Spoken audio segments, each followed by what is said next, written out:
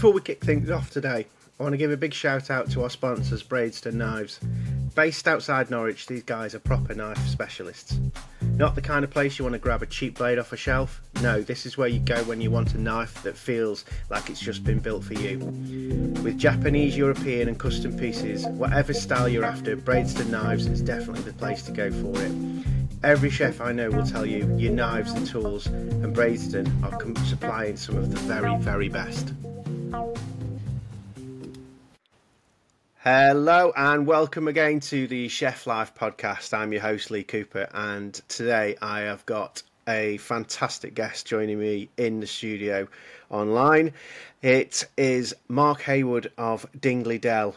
Just a brief outline of Mark. He started up Dingley Dell Pork, you might know it. It was founded by Mark and his brother Paul in Suffolk. They come from a long line of farmers. Their grandfather started pig farming back in the 50s and it long continued. In 1999, Mark and Paul established what we now know as Dingley Dell Pork, which was the idea of producing exceptional tasting pork while prioritising on animal welfare and environmental sustainability. The philosophy, taste, welfare and sustainability. How's that for an intro, Mark? Superb. If you could just have that printed, I shall put it on my wall. Brilliant. I'm glad I've kind of touched on. There is more. There is so much more I could say about what you do over there, but I'm going to let you tell that story because having known you for so many years, I've visited the farm, I've held the piglets and seen the entire journey from literally, a can of sperm straight through to the sows and everything. And to be honest, it's what makes you really want to buy great tasting pork, but it's the husbandry and the care for the animals that's so important as well. It's like your job, Lee. It's a very demanding job. Farming is very similar to being a chef. There's a real affinity. All of you guys, or the vast majority of you guys, you go into your jobs, you have a passion for food. The passion rarely dies, and it's constant self-improvement. And it's a little bit like that with livestock, tremendously demanding. And you can't do this job unless you have an absolute affinity with the animals. So it kind of, most people you meet who are livestock farmers and been in it a while, they're the same. Yeah, well, it's that care actually, it translates through the product, but you can actually see the difference because we're not going to sit here today beating down supermarkets and chains and stuff like that because that battle's already been fought. Our battle's on what we do with great tasting ingredients in our restaurants and what we want to give to our customers and things like that. So, I'm so honoured to have you on the show, to be honest, and basically to talk to somebody with the emphasis. I mean, your philosophy of taste, welfare, sustainability, it resonates straight through your product. Tell me the Dingley Dell story. How did it all start? Well, it all started because normally farming is a commodity game, so you have no control over pricing, and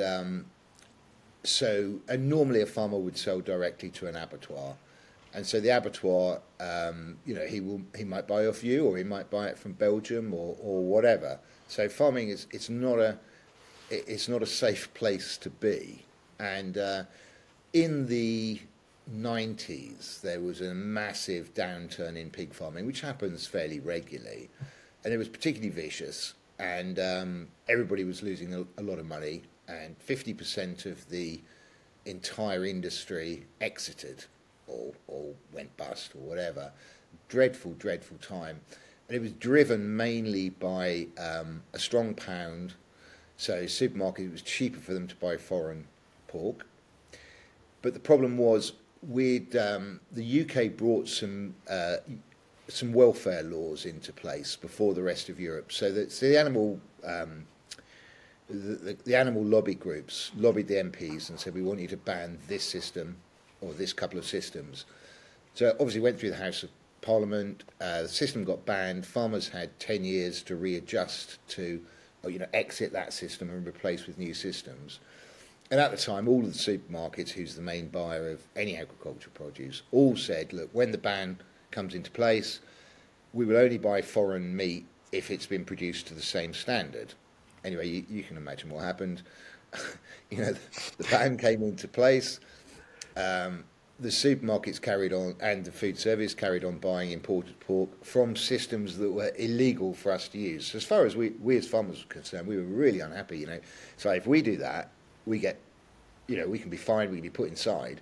But if supermarkets want to put it on their shelves, or food service wants to sell it, absolutely no issues. Mm-hmm. So we felt massively wronged.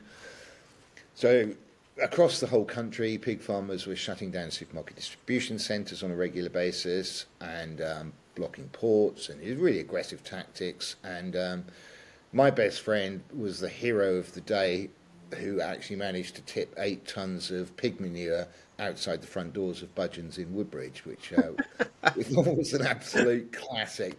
And in fact, you'll like this, my wife was working for BBC Radio Suffolk at the time, went round in the morning, knew damn well who'd done it, obviously, started interviewing the local shopkeepers, and one of them said, well, I knew Budgeon sold most stuff, but I didn't realise they were selling this now. Anyway, he got in the national newspapers. Fortunately, he never got caught. So we went through this period of, look, government, it's not fair, and all the rest of it, and nobody cared, Lee. Nobody gave a toss about a load of pig farmers. So I think then I realised, and my brother realised, if we want to have a business that goes forward, we have to find a different way of doing this. No one's going to help us. So the idea was quite simple. If we can brand our product, and initially we were talking about supermarkets, if we can get it on shelves, if consumers will buy it, there's a good chance we will be an important part of the supply chain, and therefore we will be treated in a much better way financially. And that was what it was all about. Yeah. The philosophy, that was our philosophy at the time. What you talked about, it still is today. It's much more sophisticated how we deliver that. But that was the point of starting the brand. And then, we did some stuff with supermarkets for a while, and then realised that actually that was relatively soul destroying. It wasn't the direction of travel we wanted. Got involved with food service, and it was great. Like-minded people. Yeah, well, I can always remember back in the day, I was at Crewe Hall up in Cheshire, and a beautiful building, and my head chef, Dave Edwards, and Jonathan File at the time, he was the exec chef, and we, they came up and said, we've got this really amazing pork from down in Suffolk. It's called Dingley Dell pork, and it's this, it's that, and it's the other, and it's like, oh, wow, God. Dingley Dell, yeah. And then it was like, we've got Dingley Dell pork, and that was typed onto the menu and things like that. And all of a sudden, it was this kind of where we are now. You can see it on loads of menus now, and and that it's great because I love the fact that you can share where you're getting your produce from. And when someone looks on the menu and go, oh, excuse me, what is a Dingley Dell pork? Oh, well, it's a farm near Woodbridge, blah blah blah, this, that, and the other. Chef actually knows he knows the farmer really well, and that's why I do it, because it's got the food story attached to it. But even then, back in oh God, it would have been 2001. Show me age now. That we've seen this product make its way up north, and we're like, oh yeah, that's the kind of product we want on our menu, and it kind of travelled on from there.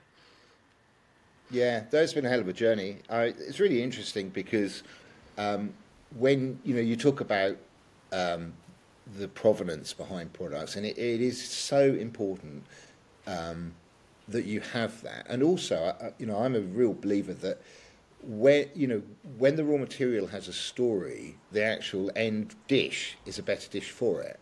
Yeah. A quick example of that: some friends of mine went skiing in.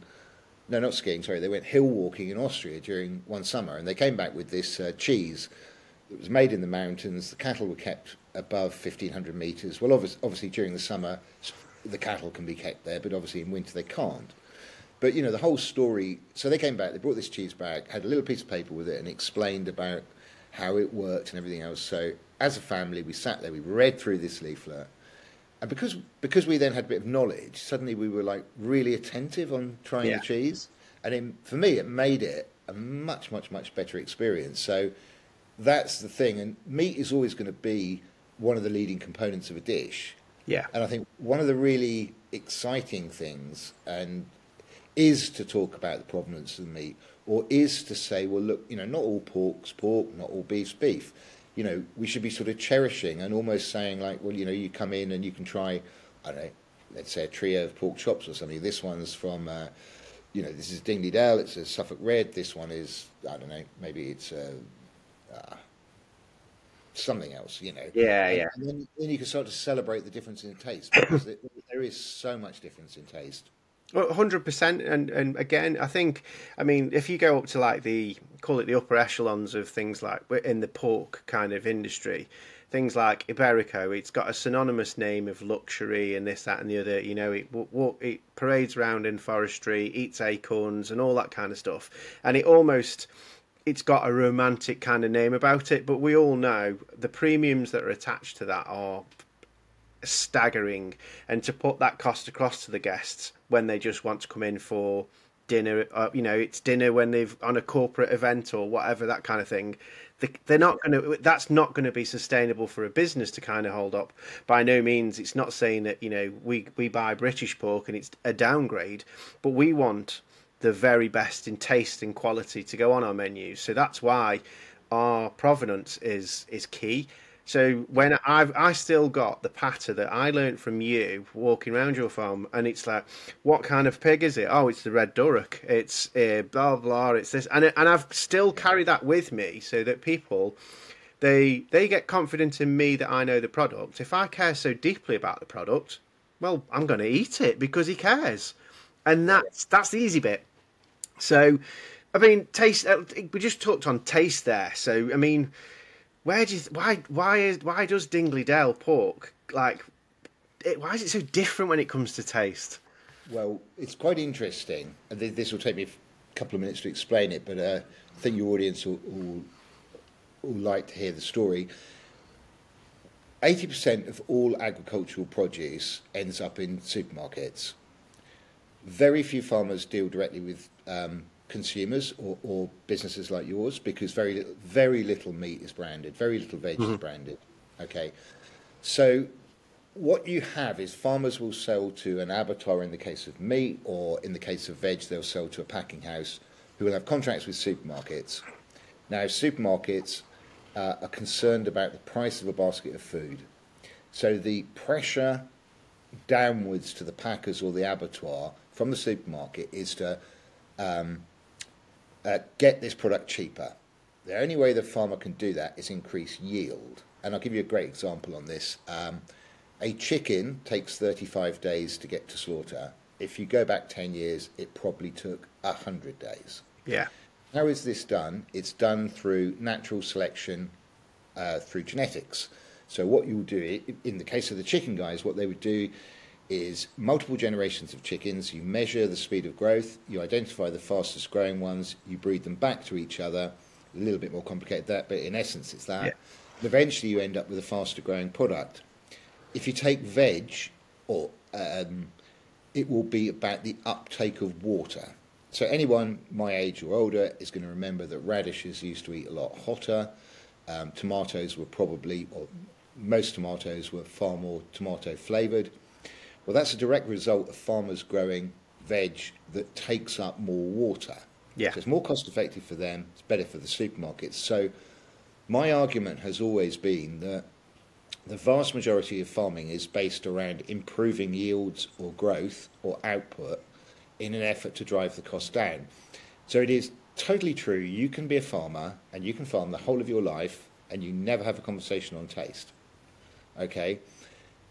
Now, when we started the whole Dingley Dell project, we knew a bit about taste and we kind of chased that. Probably 15 years ago, we got a meat scientist involved in our business, and we said, look, you know, we're in a great position.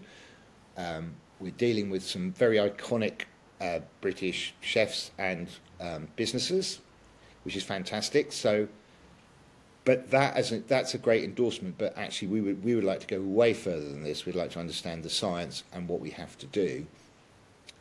So she got involved with us, and in simple terms, what you're looking for is increased intramuscular fat. widely accepted in the beef world. Hence, you have your Wagyus, you have your different price points, etc. But not really accepted or understood in the pork world because nobody else is doing it. None of the research, none of the other farmers, everyone is just chasing this speed of growth, make it cheaper. So what we did is we set up our own breeding company. So we have our own breed called Suffolk Red. We've been doing this for 15 years now. So effectively, we are producing our own breeding stock, whereas pretty much every farmer in the UK is buying that from a commercial breeding company who are producing something to give them the outcomes they're looking for. Yeah. So we turned the whole thing on its head. We set up our own breeding company internally, just for us. We brought some software over from the States that allows us to measure the level of marbling in a live animal. And we're using the same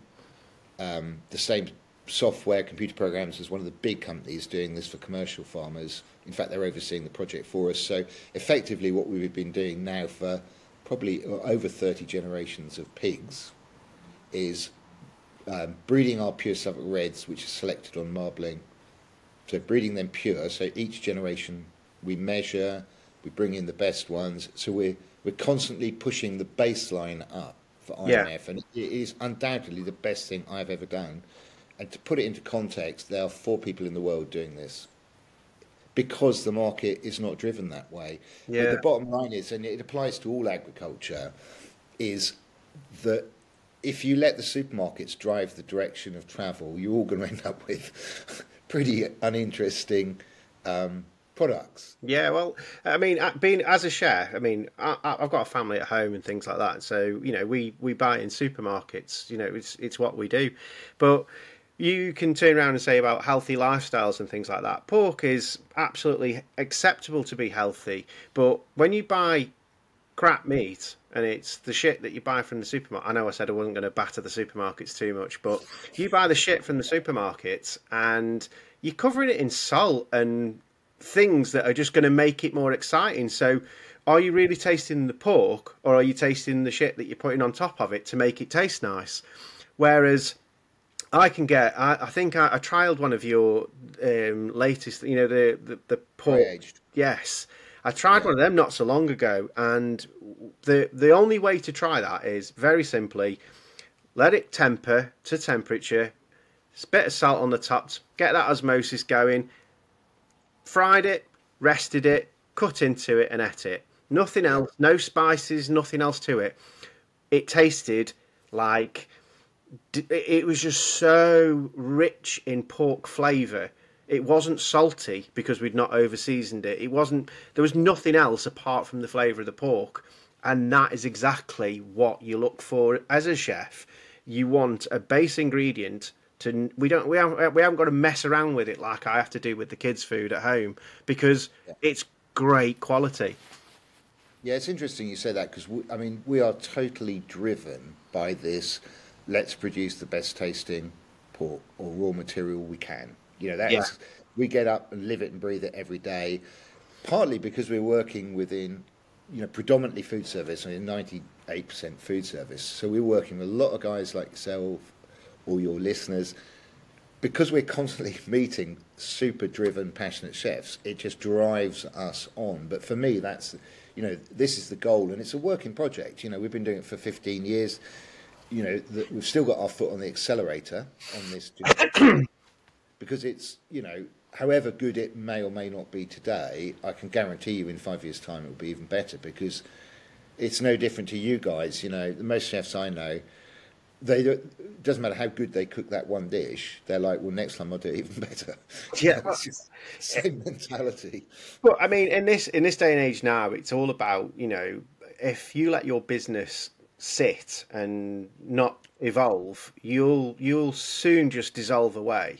And we've seen so many restaurants now that have, 2 weeks ago, Claude Bosey, closing an institute in Bibendum, and the list goes on of all these incredible restaurants that 18 months ago we saw Le Gavroche close its doors and things like that. They've all been done for their own reasons and things like that.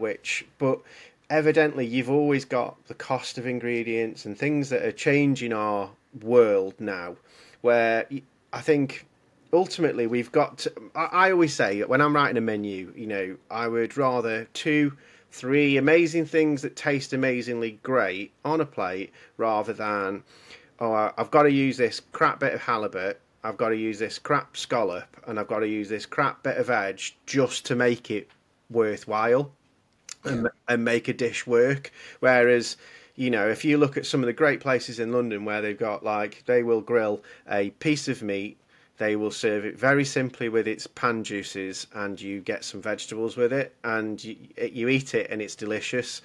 And it's funny, really, because I had a conversation only a couple of days ago, and I was talking about like how food should be so basic.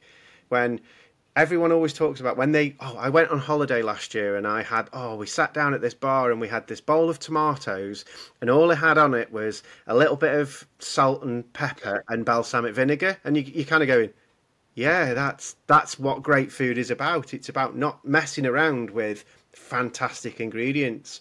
And that's what I see your product in the same kind of light. I'm not going to mess around with it. I'm not going to be like I say, covering it in this, that, and the other, unless it's a part of what I'm trying to achieve with flavour. So it's a very unique and different way that we have to look at it as in a chef point of view.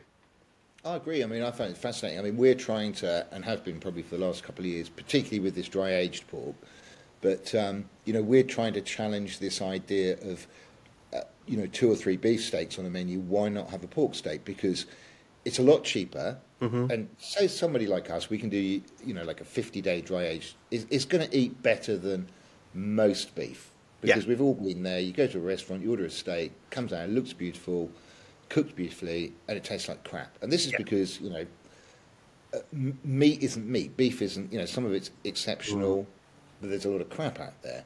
But, you know, you can pay a lot of money for beef steak, and you can be mightily disappointed.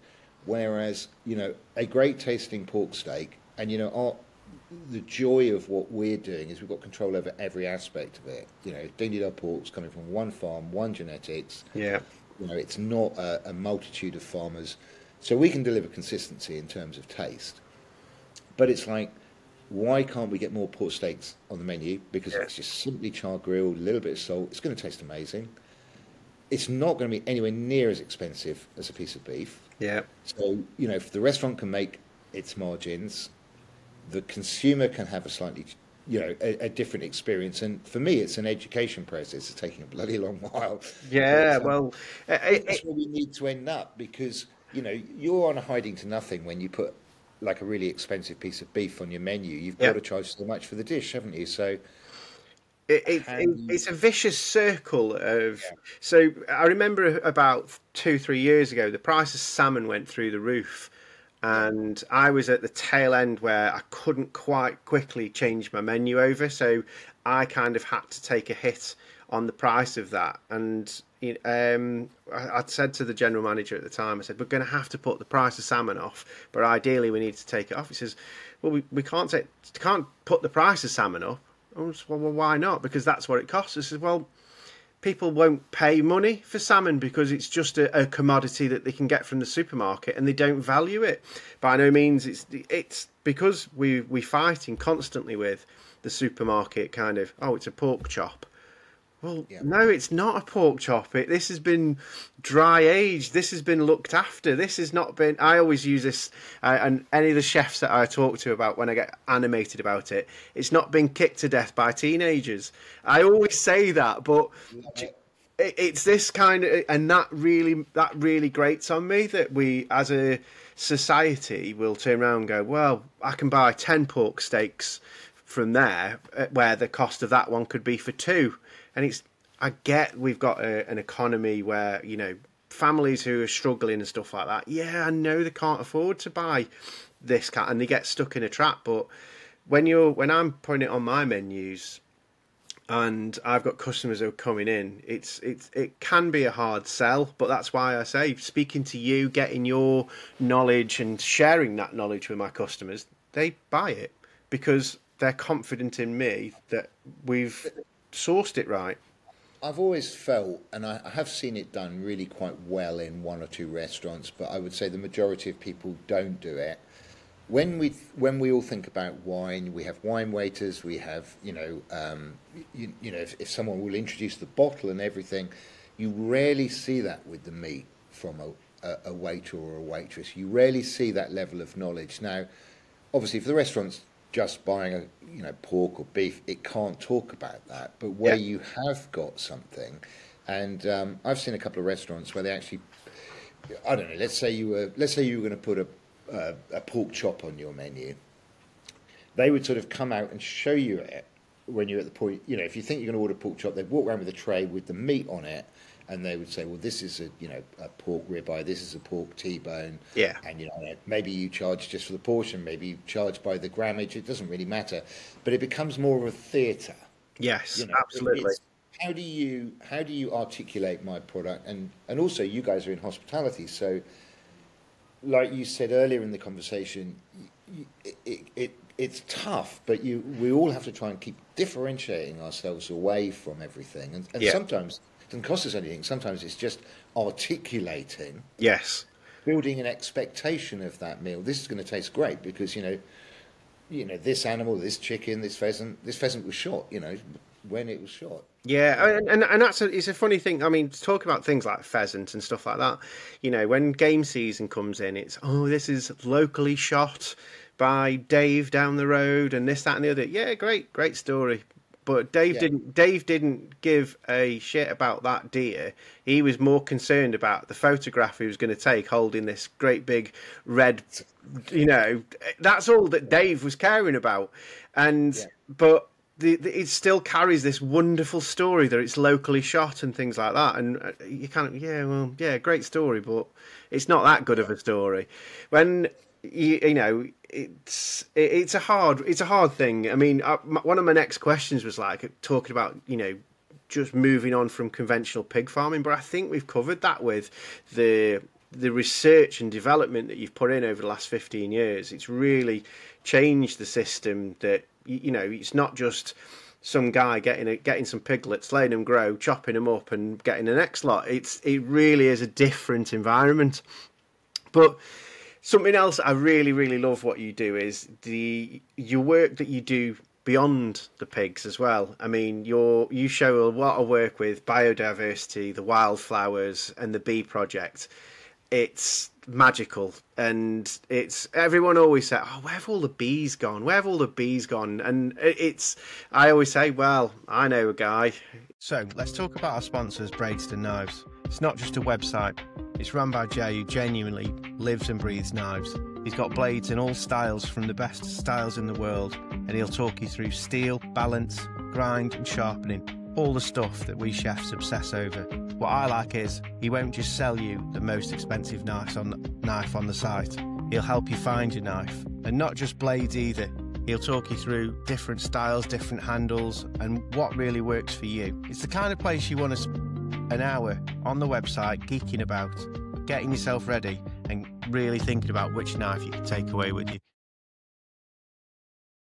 He cares a lot about the bees, and tell us a bit more about that, Mark. Well, it was a project. Funnily enough, our pigs have been on rented land. You need to have light land, and we started this large project, which basically we farm a bit of arable land. We own some low-lying marshes, and then we have our pigs. So we actually farm 3 different environments. In fact, the low-lying marshes, they flood every winter. You can't farm them. You can keep a few cattle on them, but you can't farm them. So that has its own biodiversity, which is, there's lots of trees. There's a lot going on down there, but we don't really do anything to manage it because we don't have to. So that takes care of itself. But we have these 2 other areas around the farm, the arable and the pigs. And we went through a stage, probably about 7 or 8. We'd always done a bit of biodiversity work. Anyway, 7 or 8 years ago, we were trying to work out as a business, what would make a farm sustainable. And, you see people, they talk about bloody carbon footprints, which actually I don't think it means jack shit to anybody. Not anymore, no. But you see, people using electric delivery vehicles. You see lots of things, and lots of things in your industry. You see people doing different things, and we were like, well, what could we do as a farm that would make tangible sense to the people we sell to. And we were like, well, if we could, because our farm is a working environment, if we could improve the diversity and numbers of wildlife on our farm, if we could measure it and then enhance it over time, then that would indicate very simply that we were farming in a way that was not pushing nature out, but was embracing nature. So really took us a hell of a long time to come up with what was a very simple concept. So in order to have more biodiversity, period, you've got to start with pollinators. So if you grow flowers, you will get pollinators and insects. You will then get birds. You will then get predators and small mammals. So that was the concept behind it. We made, as much as I love bumblebees, and I do, I find them fascinating, but we made the bumblebee the signature creature. Mm-hmm. Because if the number of bumblebees was improving, then everything else will improve on the back of it. And people can relate to bumblebees in the sense that, you know, that they have been declining hugely in the UK since the Second World War, partly because different ways of farming. So we made it this Million Bee project. The idea was to try and have a year where we counted 1 million bumblebees, not honeybees. We did achieve it. On hindsight with our project, we kind of overdid everything. And we're re-looking for next year. We're re-looking at slightly different ways of doing it. But I think it's really important, and I think the food world will catch up on this. You know, it was animal welfare for 20, 30 years. Yeah. And now that's become the norm. I think the next big thing will be the sustainability of the food you're using.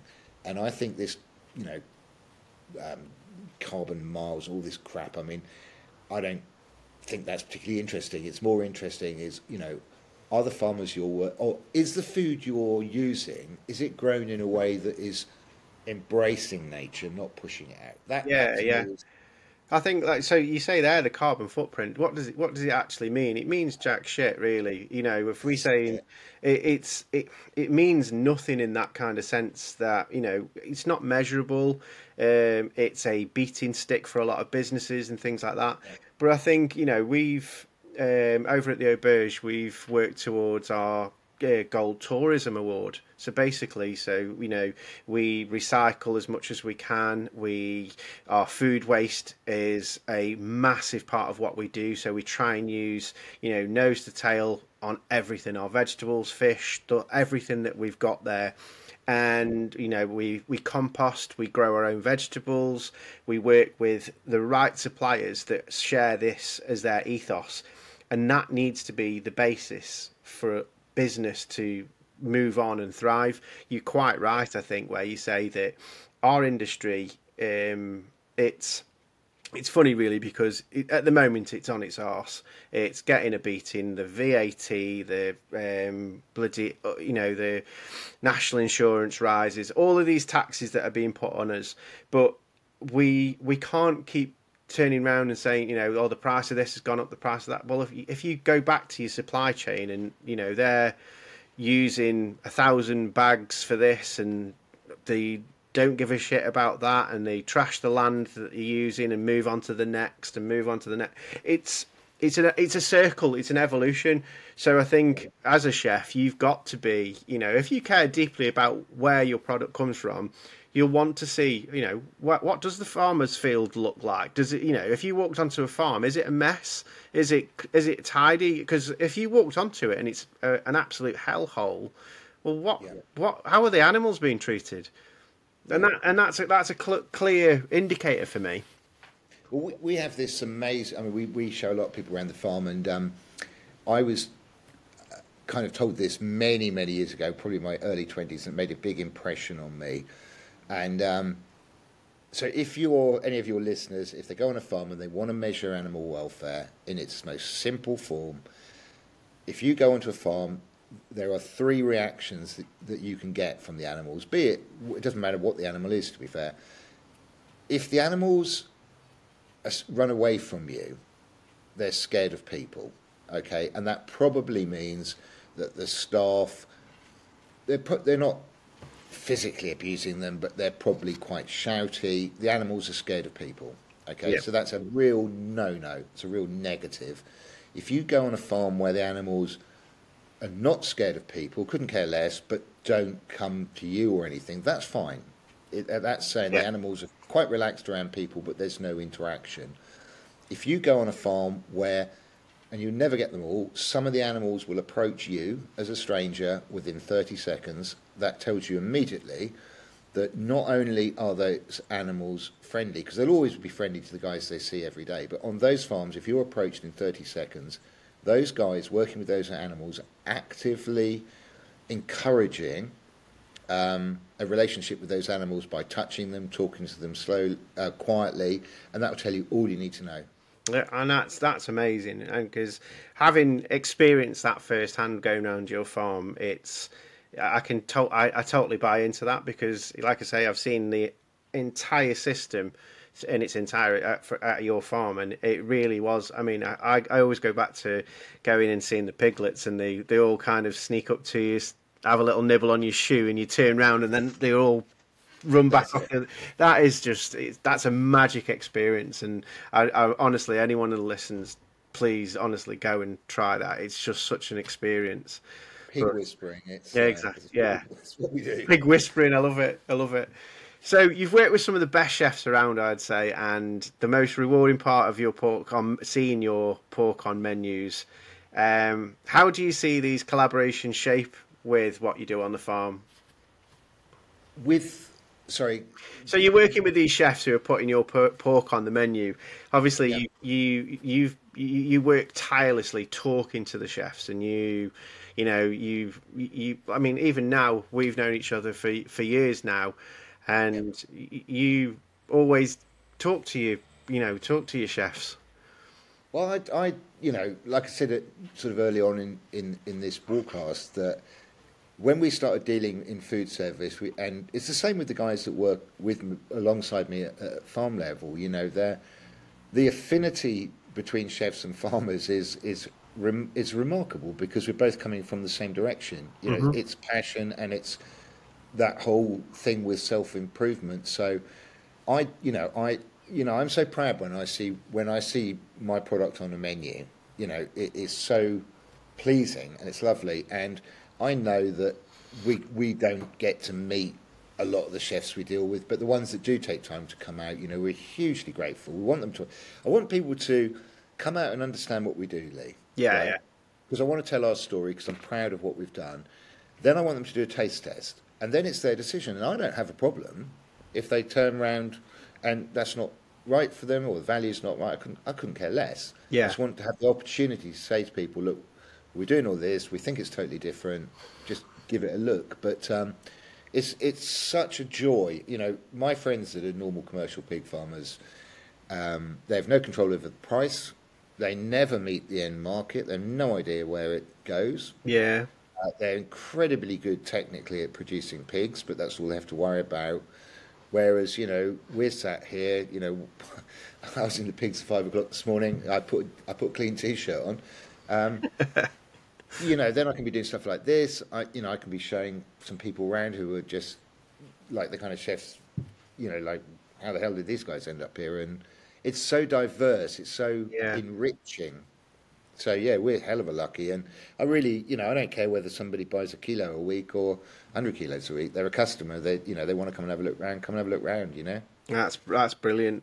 Looking ahead, where do you see pork farming going? Especially with things like taste, welfare, sustainability? Well, I really hope, because I sort of feel a rising tide lifts all boats.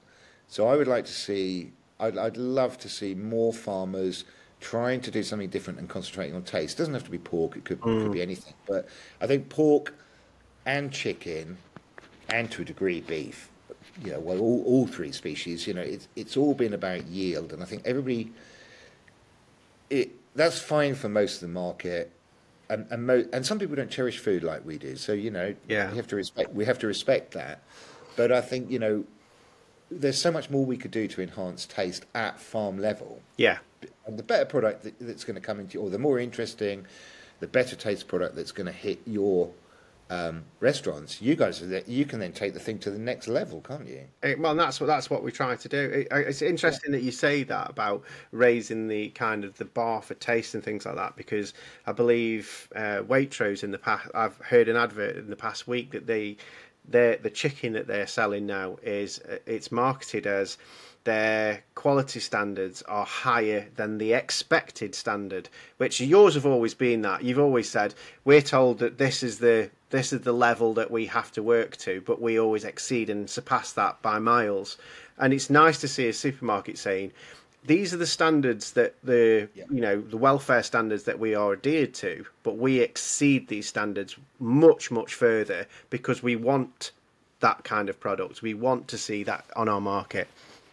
Yeah, I agree, and I mean, I think it is easy to tar all the supermarkets with. I mean, I just the problem I have with supermarkets is the way it operates. It doesn't encourage farmers to focus on taste, and that's my worry. And it doesn't matter what the product is. On the flip side of the coin, they have delivered, very cheap food, and you've only got to look around the. I mean, I've got some Filipino guys working for me at the moment who are absolutely fantastic, and if they want to buy a chicken back in the Philippines, they've got to work all day to afford to buy a chicken. So, they've achieved that aspect, and they've done it really well, and they've made it convenient, and everything's good. It's my worry is this emphasis on this whole, what can be done at the farm level. Yeah. What can be done, maybe for hospitality stuff can be done differently at farm level. It just requires, some sort of premium, obviously, to justify that work. But you're not competing with the supermarkets. You're doing something totally different, isn't it? People are always going to go out and have great meals, and the ambience of being away from home, and it's how. It's always funny because when people sit down in a dining room and they look at a menu and they go, "God, blimey, 50 quid for this," or whatever. But obviously, we have to take into account that the government are taking the first 20% of that straight away. Then obviously we've got the cost of sale. We've got then our staff, our heating, our cutlery, our glasses that you like smashing, the stuff that you like nicking out of the bathrooms. All of this has to be taken into account and put into that envelope of that dish. But people don't see that. So a lot of times you can get people go, well, I can buy salmon from Lidl. Yeah, I'm pretty sure you can buy salmon from Lidl, but you didn't get it on a beautiful wine. You didn't get wine in a beautiful wine glass, and you didn't get a sommelier explaining to you what was going on, and the glass chandelier that, it's all of these things that kind of, it muddies the water a little bit for hospitality. Well, I don't think you guys should be paying, or you shouldn't be charging that level of VAT. This is where it goes horrendously wrong, because that's your biggest single difference between the supermarket price and a hospitality price, isn't it? It is. It really does. It just makes everything that we're doing, 20% harder. That's as simple as it is. I think. You probably do. If you took that away, I suspect. I don't know. I mean, I'm no expert in this, but you can almost lay good money that if you could reduce the cost of going out for a meal just by doing that, you're probably going to generate, more business by having more volume. That is definitely that's definitely it. I think Tommy Banks, he was on Instagram yesterday, the day before, and he was explaining, these changes, even if it was changed by just a few percent. It's not us trying to say, oh, right, we can start making a load more money. It's we can reinvest in our business. We can take on that extra member of staff to look after you. We can make sure that our staff are getting looked after and they're getting the hours that they want. 0 hours can be reduced and eliminated by all. We're talking percentages, not eliminating VAT in its entirety. Because, we pay VAT on wine. You pay your import tax, you pay your VAT on wine. It's just insane that we've come into this now. I know that, as a country, we do need to generate these things to pay for what's going on in the infrastructure. But 20% at hospitality rate, what we do, is on such a fine line already. It's hard. It really is. Yeah, and I think it's really, hospitality is so important. And I really worry with all these changes that have been made, which, they've been no good to my business, but they've been, far worse because you guys all employ far more people. But, it's those little cafes, it's those little struggling places that, okay, they probably never made much money anyway, but they exist there, and they create like a social hub for people. Yeah, All exactly. the great restaurants, they'll still survive, but there'll be so many casualties which will have achieved nothing Yeah. except for they were a place where all the old people, the lonely people, old people used to go and meet their mates, and Yeah. to lose all of that, it's like the village pubs. And I kind of get it. We're in a rural area here, and every village had a pub, and many haven't survived. But it's so important some survive. Yes, I agree. Because if you're stuck in this part of Suffolk, not a silly lot to do, and just be able to meet friends occasionally. Yeah. But the thing is, we all talk about like mental health and things like that, and it's going to the pub with your mate just to get a little bit of break outside the norm it's important. But if you're going in a pub and you're being £6-7 for a pint of beer nowadays, you ain't going to sit and drink three. You're going to have your one and off your tottle, or you're going to go and get some tinnies from the spa or something. But it really is as kind of sharp and pointy as that. So it's getting harder for us, but it's just how it is, and it's what we're seeing in the world. But I'd like to really say that we're going to change the world, but we're not. But we can play our part by these alliances that we've forged with me as a chef and you as a a farmer and things like that. Incidentally, today's UK Farming Day.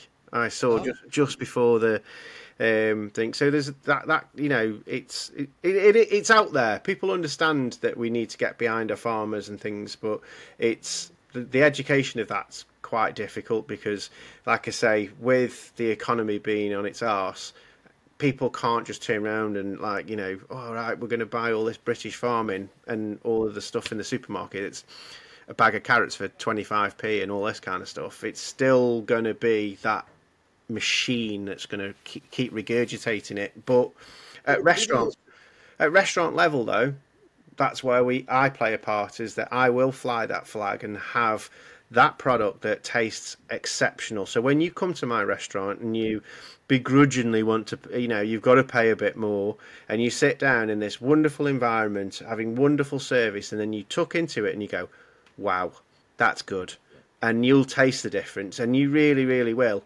And that's where us as chefs will win that, because you could argue and say, oh, he's a chef, he knows what he's doing with it. Nah, we're putting salt on it and grilling it, and that's all we're doing. And that's the important thing, I think. And I think that's what we're going to kind of have to really kind of take on the back of this podcast in many ways. If people listening to it get involved and talk about your products a lot more, and a lot more verbally, those photographs that they put all these pictures on Instagram. I cooked this dish. Tell them where you got your pork from. Tell them where you get your chicken from.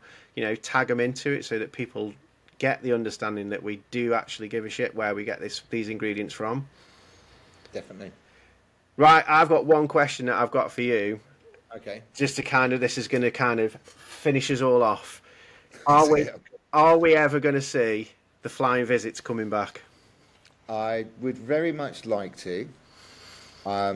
It hit a point with me where because the goodwill around them and the students, and Murray was a huge driver in this. I liked the format. I felt the format it became the glue that brought a lot of good people together. Yeah. People that I wouldn't see very regularly but were great friends.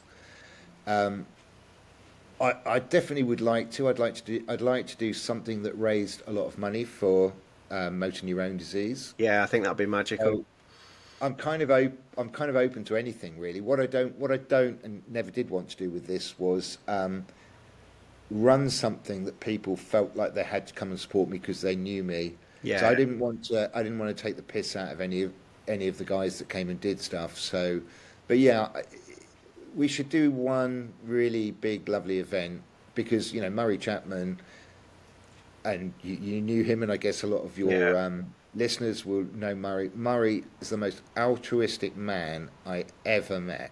Yes. All he wanted to do was to improve the lives of students, and he hounded us, all of us. He hounded us into doing stuff. Never took no for an answer, and I get it now. And Yeah. I knew him incredibly well. I was incredibly close to him, but I was completely unaware how big his network was. It was enormous. It truly was. The advice, the amount of chefs that I would say, oh, Murray and this, that, and the other, and it was like, oh, I remember this time he spoke to me about this, and he helped me with that, and he taught me through this and taught me through that, and I'm going, oh, he did that with me, and then somebody else go, yeah, he did that with me, and he's like, how many people has he kind of he's spoken to and helped, and and it was Yeah. just incredible. And I suppose in the way I'm trying to say it is that I think that's probably what I was thinking is that can we do a big hurrah, a big get some of the OG chefs involved who were there at the birth of the flying visits, because I've been a fan of it, and I cooked at the last one, and I was so honoured to be on that roster, and I was a part of. I can say that I was there. I did my flying visit, and it's like, wow, that's incredible. But then you look at the chefs that have cooked on it, it's incredible that have all of these chefs that just embraced an amazing product, but for the students, and that was the magic of it. I know it. I mean, the whole thing. I spent ages working at how do I. I didn't have the money to do much stuff, and it was like, how do I showcase my product really well, and came up with this idea. Well, if I could get a few chef mates involved, and the first one it was the British Larder locally, and Yeah, they were guys on the up, and Paul Foster was there on the first one, Mark Poynton was there on the first one, so we were all kind of like young. They were a lot younger than me, but we were all like trying to establish ourselves. So we were all doing yeah, stuff that would bring ourselves publicity, and it just kept rolling onwards. And like you said, the roster of people that have been involved, and they've all been people. There hasn't been a single one that I wouldn't have considered a friend of mine. yeah. That was the That was the beauty of magic it. of it, though, wasn't it? Yeah, it was like, well, we're happy for people to get involved, but they've got to be of the same mindset, and so I think in the end it just became this lovely vehicle for bringing great friends Yeah, together, and having a laugh, doing a bit of cooking, and the student part was great. So yeah, we've got to do something. I've got kind of with Murray going, it's sort of been really difficult to get your head around. yeah, How do absolutely. we carry it forward? Yeah, because I've seen that the taste has started kind of coming in for oh, I've forgotten the name of it now. So the first kind of like competitions and things are starting to come back from that Murray's legacy kind of left Yeah. with us. So we're going to start seeing things like the colleges doing the cooking competitions and things like that. And I think that's important because it's almost Murray's legacy that we Yeah. do those kind of things. I mean, I'm up at the college in a couple of weeks at West Suffolk. I'm doing a dinner. I'm calling it a pop-up restaurant called Wasted. So basically, it's about food waste. So I'm going to cook using food waste as a banquet style, so that people can understand that it's not just all premium products. And You're not. Please assure me you're not bin diving to do this. no, I'm not. I'm not. That's But fine. but all it is I'm trying to use the byproduct. So, for example, one of the dishes I'm working on is you'll potato skins. You'll peel your potatoes, throw your potato skins away. But if you roast the potatoes like jacket potatoes, take your mash away and do whatever. But then the potato skins, they hold all that really rich flavour and that kind of toasty jacket potato kind of notes. So I'm going to do a jacket potato soup as a starter. So it's going to be like a little kind of consommé. I'm going to use the rinds from Parmesan to make little Parmesan dumplings to go in it. So it's really, just sharing that knowledge. I was talking to Adam Handlin yesterday about, I'm doing this. Have you got any advice for me? And he sent me some wicked advice over on how to share the story about food waste and stuff. So it's the forefront of everybody's kind of thought process that, if we can get people just to reduce and reuse their food waste by, say, 20%, say 10%, it's that 10% more than we were yesterday. And that's important. And that's the kind of message that I want to put across. So, yeah, we are in different times and we are doing different stuff. But incidentally, the union between chef and farmer is still alive as it was many, many generations ago, and that's the important thing. Yeah, no, definitely. Right, Mark, I'm going to let you get back to the pigs because I've had you long enough. No, you're right. And guess what? We did it in one take. Good Lord! I don't think I swore. I was just about to say you didn't swear once. I know she won't believe me. Do you want to get one in now? No. No way! I can't have Mark not coming on and not dropping an F-bomb. All right, no problem, mate. Right. It was lovely to see you, and you can fuck off now, Luke. There you go. There's my one. Right, you take care, and I will definitely come and see you soon, okay, pal? Excellent. Great talking to you. Hi to your listeners. Cheers. Take care, Mark. See you, mate. Again, I'd just like to thank our sponsor, Bradeston Knives. So if you're serious about cooking, whether you're on the pass 5 nights a week or just love good food at home, check out Bradeston Knives online. They're proper people, they care about what they do, and they're a small company that'll get you set up with a knife that will probably outlast you. Big thanks to Bradeston Knife for supporting the podcast. Go give them a look and see exactly why they're so well respected.